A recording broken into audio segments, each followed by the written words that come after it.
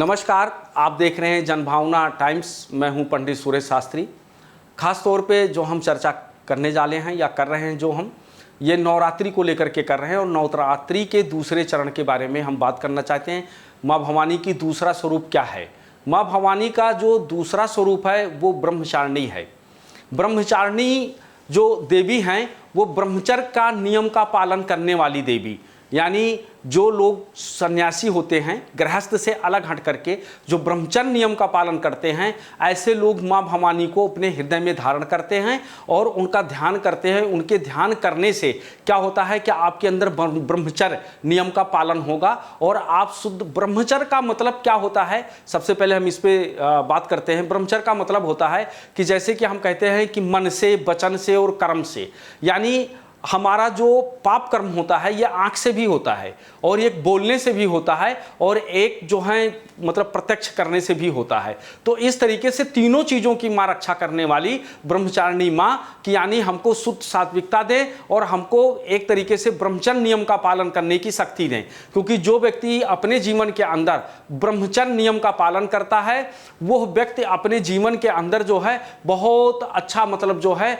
एक तरीके से उनकी शक्ति, उनके चेहरे का चमक, उनका जो बोल भाषा, खान पान, ये सब में बहुत बड़ा परिवर्तन आता है। तो दूसरे दिन जो माँ भवानी की पूजन किया जाता है, जो उनका स्वरूप है वो माँ ब्रह्मचारिणी का स्वरूप है। इनका पूजा का विधि है कि सुबह आप देव बेला में 4 बजे सुबह उठ करके और नहा धो करके शुद्ध साफ वस्त्र पहन करके, और उसके बाद जो है जिस तरीके से आप जो हैं एक अलग अलग हम 9 देवियों की जो स्थापना करते हैं, वहाँ पर क्या है कि माँ भवानी के जो विग्रह है उसके सामने जा करके उनको स्नान करवा करके, उनको साफ वस्त्र से पोंछ करके बढ़िया से फर्स्ट क्लास उन्हें बैठा करके, उसके बाद में क्या है कि आप जो है हाथ के अंदर अपने गुड़हल का फूल लें, अक्षत लें और माँ के सामने जो है उनको हाथ में ले करके उसके बाद में आप संकल्प लें और संकल्प लेने के बाद में उस फूल को जो है माँ भवानी के श्री चरणों में जो है अर्पित कर दें।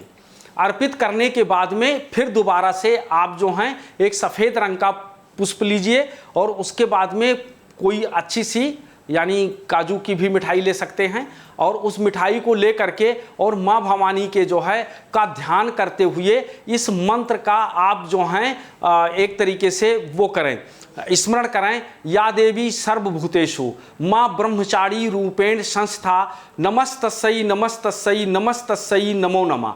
इस मंत्र का जो है आपको उच्चारण करना है। इसके बाद जो है वो जो आपने पुष्प और जो मिठाई आपने ले रखा था वो माँ भवानी के श्री चरणों में समर्पित करें और समर्पित करने के बाद में फिर उसके बाद आप दुर्गा सरस्वती का जो है पाठ करें और पाठ करने के बाद जिस मंत्र को बताया मैंने, इस मंत्र का 108 बार उच्चारण करें। 108 बार उच्चारण करने के बाद आप जो है ध्यान लगाएं और ध्यान लगा करके माँ भवानी के विग्रह का जो है एक तरीके से अपने मन के अंदर बिठाएं कि माँ भवानी हमको आशीर्वाद दे रही हैं, हमको शक्ति प्रदान कर रही हैं। क्योंकि इस संसार के अंदर जो सबसे बड़ा बल है वो ब्रह्मचर्य बल है। जिसके अंदर ब्रह्मचर्य है वो समस्त वसुंधरा को अपने वश में कर सकता है, उस पर विजय प्राप्त कर सकता है। जिसके अंदर ब्रह्मचर्य का पालन नहीं है, जो व्यक्ति ब्रह्मचर्य का पालन नहीं करता है, वो व्यक्ति अपने जीवन के अंदर कुछ नहीं कर सकता है। आपने अक्सर देखे होंगे कि व्यक्ति का अगर पैसा गया तो कुछ नहीं गया, अगर उसका स्वास्थ्य गया तो सब कुछ चला गया, लेकिन अगर एक बार उसका चरित्र का हनन हो गया तो फिर समझ लो कि वो सब कुछ चला गया, उसका कुछ भी नहीं बचा उसके पास। तो इसलिए यहाँ पर जो है ब्रह्मचर्य नियम का पालन करना चाहिए और हमेशा खास तौर पे ये नहीं है कि आप 9 दिन तक जिन माँ भवानी की पूजा कर रहे हैं,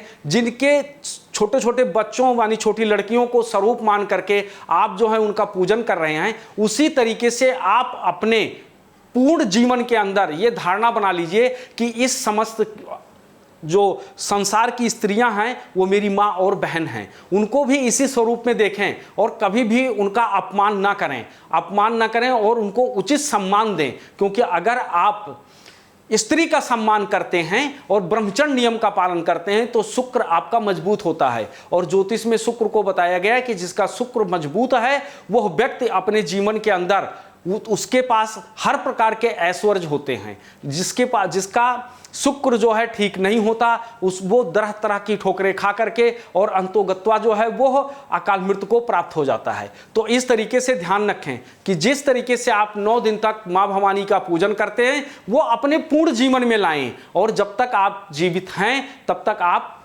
बालकों का, बच्चों का, खासतौर पे लड़कियों का और जो है बड़ी महिलाओं का, इनका अपने जीवन में सम्मान करें। अगर ऐसा आप करते रहेंगे तो आपका जो ब्रह्मचर्य है वो आपका मजबूत रहेगा, शुक्र आपका मजबूत रहेगा, आपके जीवन में किसी प्रकार की कोई समस्या नहीं आएगी। इसी तरीके से मैं अपने चैनल के माध्यम से आगे भी आपको तरह तरह जानकारियां देता रहूँगा और बताता भी रहूँगा। अब आगे जो हम वर्णन करेंगे वो माता जी के